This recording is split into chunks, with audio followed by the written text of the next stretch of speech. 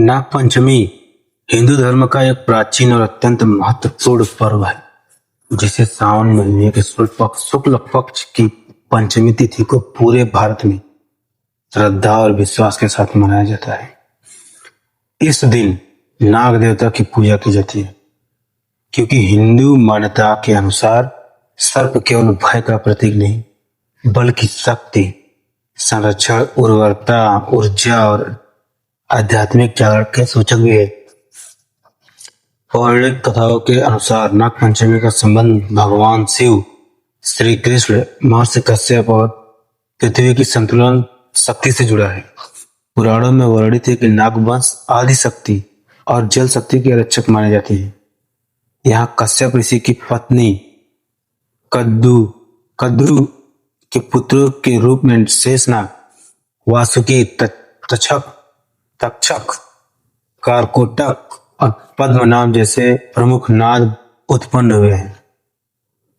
कहते हैं कि ब्रह्मांडीय संतुलन को बनाए रखने वाली अनंत ऊर्जा शेषनाग के रूप में भगवान विष्णु का आधार बनकर स्थित है।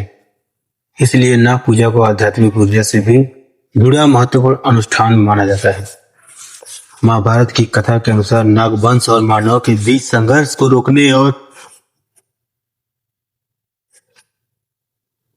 तक्षक नाग के प्रकोप से पृथ्वी को बचाने के लिए जन्मेजय द्वारा किए गए नाग यज्ञ को शांत करने हेतु महर्षि अस्तिक ने पंचमी तिथि के दिन ही यज्ञ को रुकवाया और उसी दिन नागवंश की रक्षा सुनिश्चित हुई।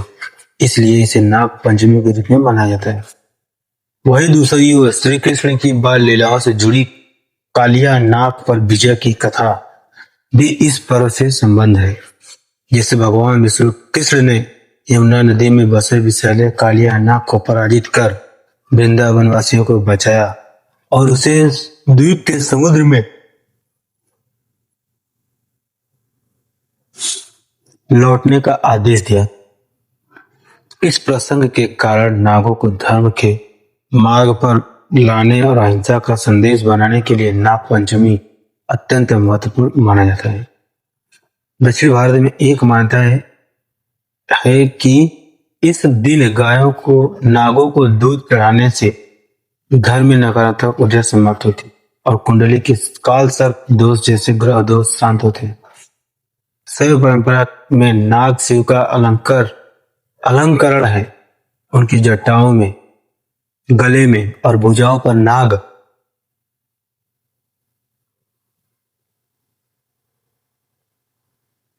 ऊर्जा के नियंत्रण और निडरता के प्रतीक के रूप में दर्शाए जाते हैं। कृषि प्रधान भारतीय समाज में नाग पंचमी एक ऐसी वैज्ञानिक प्राकृतिक महत्व भी है, क्योंकि सावन के महीने में अधिक वर्षा होती है, जिससे सांप अपने बिलों से निकलकर खुले स्थान में आ जाते हैं। ऐसे समय में उन्हें सुरक्षित स्थान देने, उन्हें हानि न पहुंचाने और मानव सर्प सह अस्तित्व को बनाए रखने के उद्देश्य से यह त्योहार सामाजिक रूप से भी उपयोगी है। नाग पंचमी पर गांवों में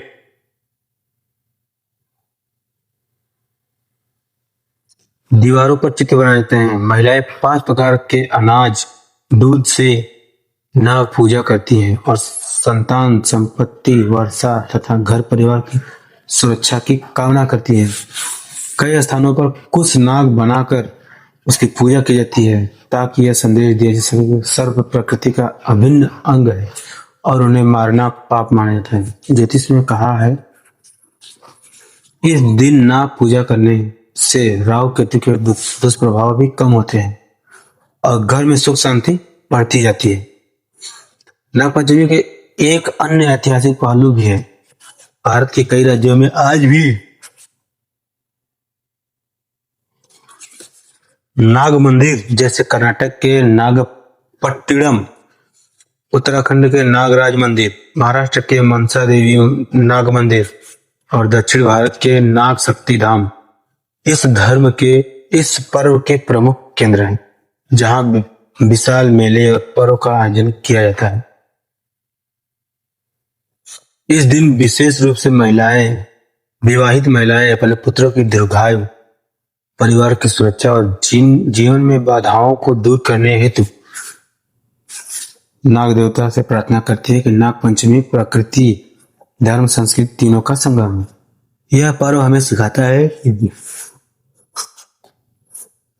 हर जीव, चाहे वो कितना भी भयावह हो क्यों न हो, सृष्टि का आवश्यक हिस्सा है और उसका सम्मान करना हमारा कर्तव्य है।